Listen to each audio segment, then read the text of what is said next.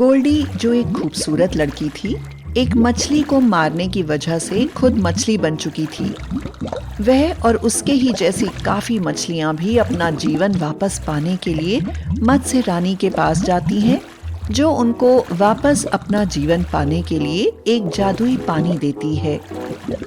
मत्स्य कन्या रानी ने उसे जादुई घोल लाकर पीने के लिए दिया और बोली, लो, इसे पी लो। गोल्डी पहले तो हिचकिचाई, फिर उसने अपने आसपास नजर घुमाकर देखा। मेरी सलाह मानने पर तुम्हें कोई नुकसान नहीं होगा। इसे पीकर तुम धरती पर सबसे ऊंची पर्वत की चोटी पर जाओ, जहां उस राक्षस का किला है। पर ध्यान रखना, तुम्हें बहुत सावधान रहना होगा। अगर वह तुम्हें देख लेगा तो तुम्हें कोई नुकसान पहुंचा सकता है। इस जादुई घोल में 4 बार ही रूप बदलने की शक्ति है। बस तुम्हें अपना सिर हिलाना है और जो भी बनना है उसका नाम लेना है। गोल्डी ने जादुई घोल पी लिया। उसने दूसरी मछलियों को अलविदा कहा और मुकुट लाने के लिए निकल पड़ी। थोड़ा दूर जाने पर अचानक गोल्डी के चीखने की जोर से आवाज आती है। क्या गोल्डी अपनी शक्तियों का उपयोग करके मुकुट ला पाएगी? वह समुद्र के किनारे पर पहुंची और उसने अपना सिर हिलाकर कहा, हिरन। पलक झपकते ही वह सींगों और पतली पतली टांगों वाली एक सुंदर हिरण में बदल गई। वह थोड़ा मुस्कुराई और दौड़ने लगी। वह रास्ते में आए पत्थरों एवं झाड़ियों के ऊपर से उछलते कूदते पार करने लगी। अचानक एक घने जंगल में पहुंची, जहां एक व्यक्ति एक पेड़ के नीचे बैठा बांसुरी बजा रहा था। शायद उसी मत्स्य कन्या रानी का बेटा था, जिसका नाम शरद था। उसकी बांसुरी की धुन सुनकर उसके कदम अचानक रुक गए, क्योंकि उसने कभी इतना सुंदर पुरुष नहीं देखा था। वह कुछ बोलती तभी शरद ने अपने मुंह से बांसुरी हटाई और हिरन की तरफ देखने लगा, जिसकी आंखें चमक रही थी और वह उसे सम्मोहित कर रही थी। कुछ ऐसा था जो उसने पहले कभी भी किसी हिरन को देखकर महसूस नहीं किया था। उसे ऐसा लगा जैसे वह इंसानी आंखें हैं। हिरन धीरे धीरे उसके सामने से निकलकर दौड़ने लगा। ये असली हिरण तो हो ही नहीं सकता। किसी भी हिरण की आंखें ऐसी नहीं हो सकती। या तो वो कोई परी है या जादुई लड़की है। गोल्डी राक्षस नट्टू के किले पर पहुंची। उसकी सांस फूल रही थी। उसने अपना सिर हिलाया और बोली, बंदर।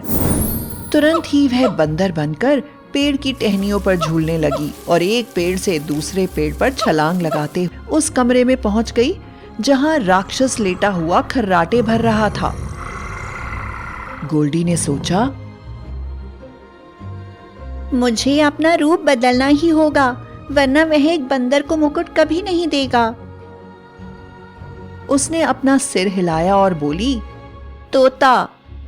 तुरंत वह एक सुनहरे तोते में बदल गई और उड़कर राक्षस के पास आ गई।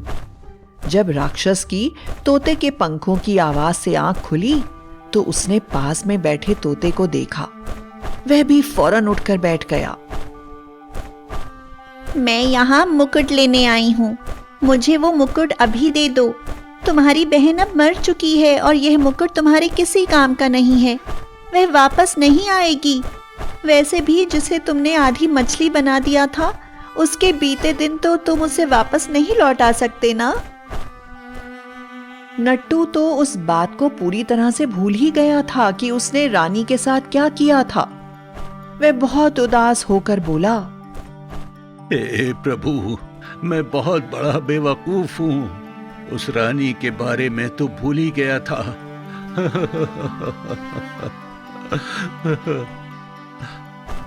कोई बात नहीं, अभी भी इतनी देर नहीं हुई है।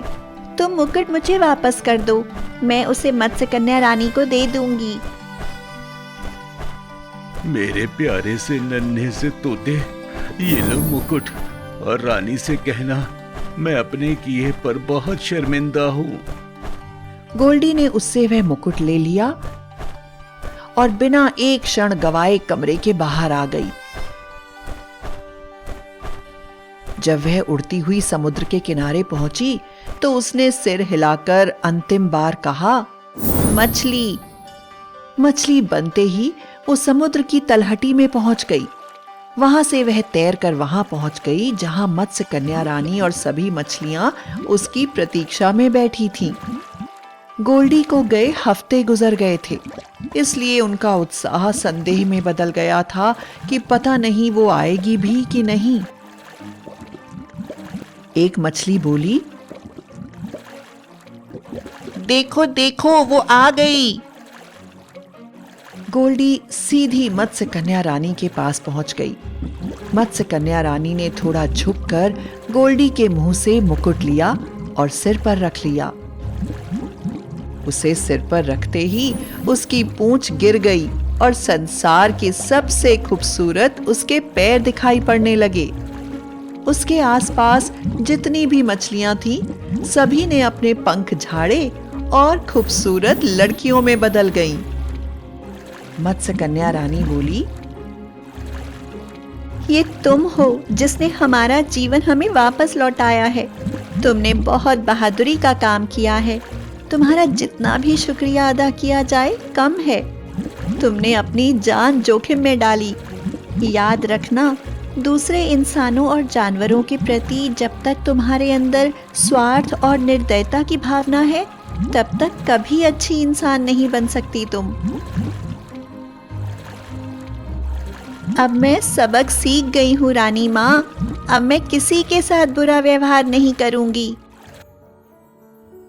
जब गोल्डी अपने घर पहुंची तो उसके माता पिता खुशी से उछल पड़े और उन्होंने उसे गले से लगा लिया। मेरी प्यारी बेटी, मुझे लगा था कि अब हम कभी तुमसे मिल ही नहीं पाएंगे। गोल्डी ने अपने साथ होने वाली सारी घटना उन्हें बताई। उनकी बेटी घर वापस आ गई थी। वे तो इसी बात से खुश थे।